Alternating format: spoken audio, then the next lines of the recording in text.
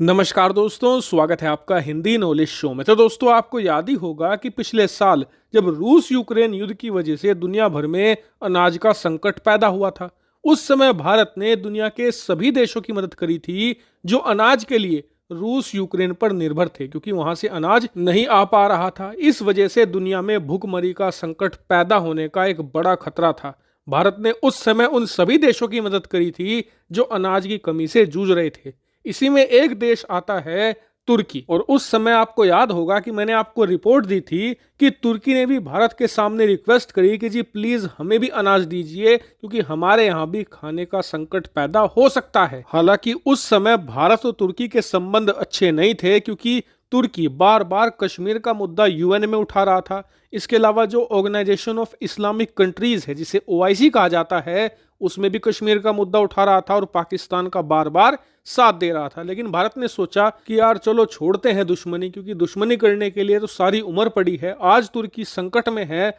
कोई बात नहीं, तुर्की की मदद करते हैं। और हमने तुरंत बड़े बड़े जो शिप्स थे अनाज से लदे हुए, वो तुर्की की तरफ रवाना कर दिए। लेकिन भारत को क्या पता था कि तुर्की ऐसा विश्वासघात करेगा कि ये मदद करना हमें ही भारी पड़ेगा। दरअसल हुआ ये कि जैसे ही भारत के ये बड़े बड़े शिप अनाज लेकर तुर्की पहुंचे, तो तुर्की ने ये कहकर ये अनाज लेने से इनकार कर दिया कि जी ये अनाज तो सड़ा हुआ है, इसमें कीड़े हैं, इसे तो खाया ही नहीं जा सकता। और ये भारत के लिए सबसे करारा झटका था। वो इसलिए नहीं कि हमारा फाइनेंशियल नुकसान हुआ, हमारे पैसे गए, वो बात अलग थी। मेन मुद्दा ये था कि उन्होंने ये कहकर कि आपका अनाज सड़ा हुआ है, खाने लायक नहीं है, हमारे किसानों का अपमान किया, हमारे कृषि उत्पादों को बदनाम करने की कोशिश करी और भारतीय अनाज की प्रतिष्ठा गिराने की कोशिश करी। हालांकि उस समय भारत ने यह अपमान का घूंट चुपचाप पी लिया और तुर्की ने जो हमारा अनाज वापस किया था, तुर्की के ही एक पड़ोसी देश इजिप्ट को दे दिया।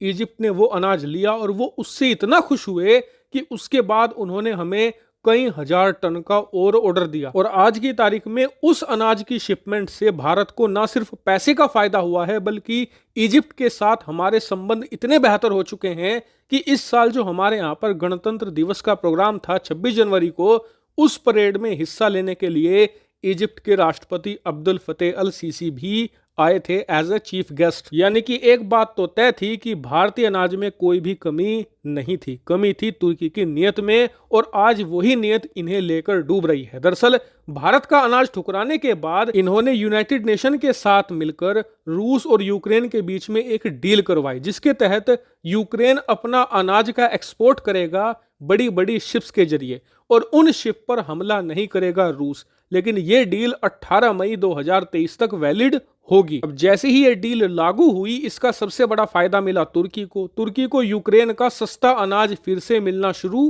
हो गया था। लेकिन दिक्कत ये थी कि ये डील 18 मई 2023 तक थी, यानी कि आज की तारीख तक।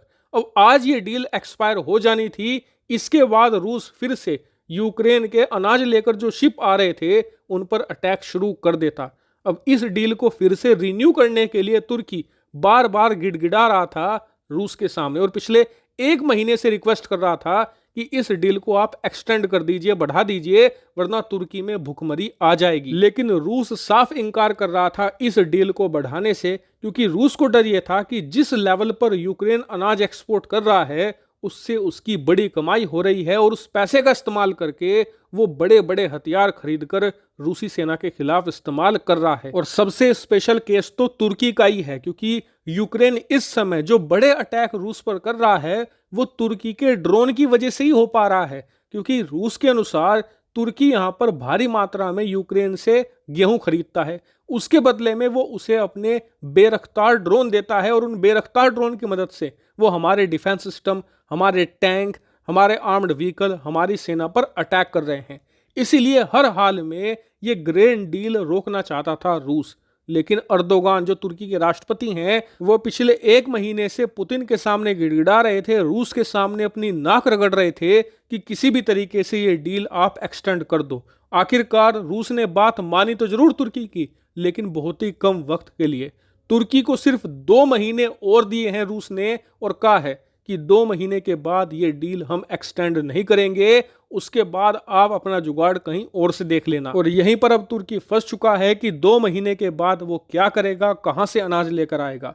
और इसी बात पर अब तुर्की के अधिकारी कह रहे हैं कि काश हमने भारत की बेइज्जती ना की होती, काश हमने भारत से चुपचाप अनाज खरीद लिया होता, तो कम से कम आज हमें रूस के सामने ना गिड़गिड़ाना पड़ता, ना अपनी नाक रगड़नी पड़ती, और ना ही आज इतनी बुरी तरीके से हम फंसते। और इसीलिए आने वाले कुछ महीनों में आप देख सकते हो कि तुर्की वापस भारत की शरण में आ सकता है हमसे अनाज मांगने को लेकर, क्योंकि अनाज तो इन्हें कहीं ना कहीं से खरीदना ही पड़ेगा।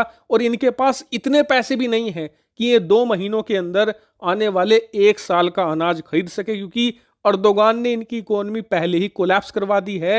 इनका फॉरेक्स रिजर्व हर महीने 6 से लेकर 8 बिलियन डॉलर घटता चला जा रहा है, और अब वो मात्र 55 बिलियन डॉलर ही बचा है। यानी कि ना पैसा है, ना रणनीति है, और ना ही वक्त है। हालांकि इस मामले पर आगे जो भी अपडेट आता है उससे मैं आपको अवगत करवा दूंगा। आप लोग चैनल को सब्सक्राइब कर लेना। फिलहाल इस वीडियो में इतना ही। Thank you very much for watching video.